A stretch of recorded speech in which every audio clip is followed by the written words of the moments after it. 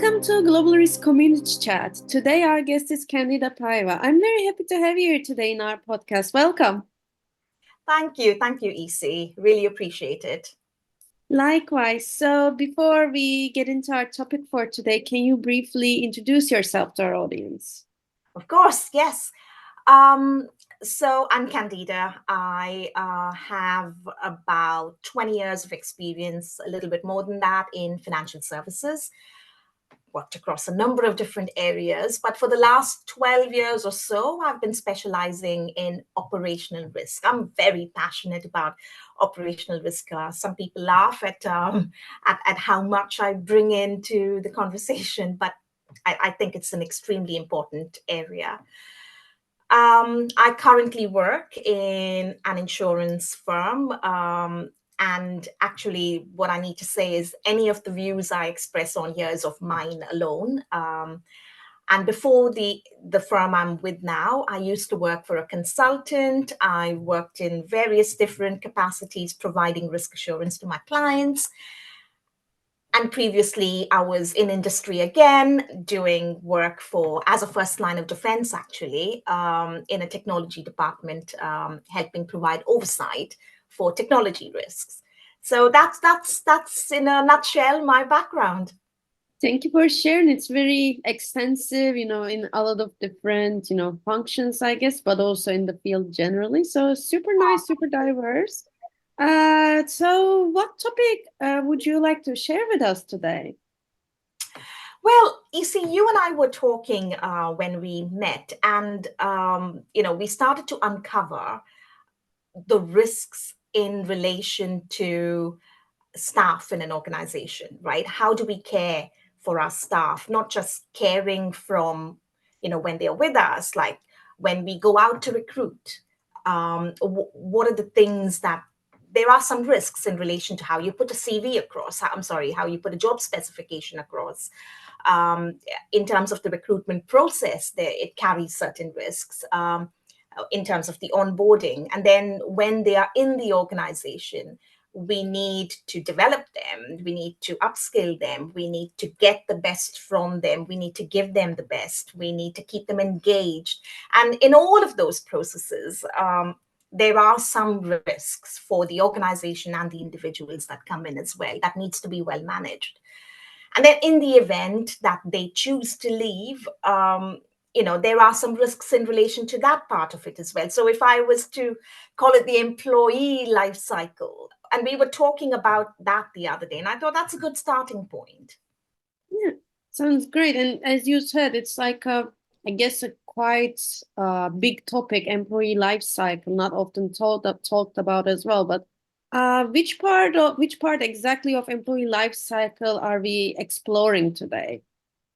Let's look at the towards the last part, right?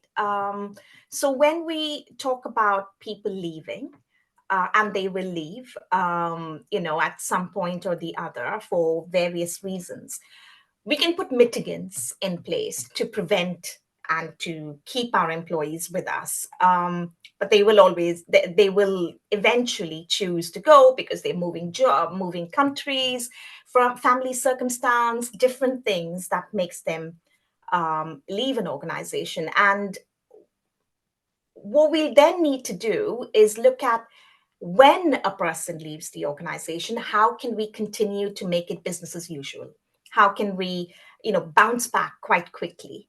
And it's key people. It's the people who have critical roles, who have who do critical functions. Those are the staff that you really need to put processes in place to mitigate against them leaving. And then there's that risk that nobody's there to carry on that process or carry on that skill set. So that's the risk that I wanted to look at and explore today. Yeah, so So let's get into it. thank you. So if I was to walk into, to talk to a client or talk to anybody as a risk manager, the risks I see there is in identifying who those people are. So most organizations don't tend to spend too much time on that, and that's changing, by the way. But it's identifying first, what do you mean by when you say critical roles, critical people? What's that definition really looking like? And if I, as a line manager, was to go and look and identify my people, what's the guidance available? So there are risks around that needs to be managed. And then when we look at, okay, fine, so a person has been identified as performing a critical function or performing a critical role, then who are we looking at to step in and take it from them if they were to leave, like their replacement, their delegate, their successor, and in choosing that person or persons to step in, there are some risks around that in terms of what is the criteria that you're using. Is it favoritism? Is it because you've chosen that successor, that replacement, because they have a skill set that is closely linked to the to the job role, etc., that will be available? So how do you manage that risk and move away from that whole favoritism element? And then when you have defined people that can step into that role, that's not just enough. That's not mitigating the risk, because they need to be ready to step into that role. For that, how are you controlling that? How are you mitigating that?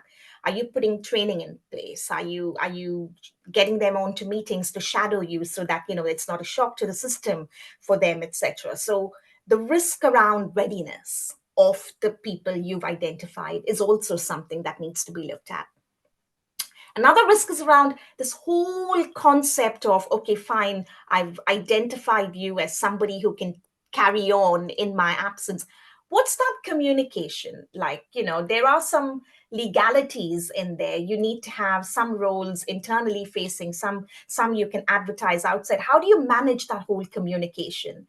What controls are you putting in place around the communication of that? That's another element that I think organizations should consider. And then, of course, as with any process, I worry there's a risk that you will do all of this in year one, and then year two, it's forgotten and it's just sat there in some place. So to ensure it's live, to ensure it's always applicable, to control that risk, you need to have a periodic review in place. So what is that for any organization? There's a risk that you can start building your replacements, your delegates, etc., without considering diversity. So we're all on about gender disparity, etc. How are you building? How are you balancing out that gender disparity in your succession pipeline, in your replacement pipeline, right? So there's that risk that needs to. And finally, the one thing I can think of is tooling.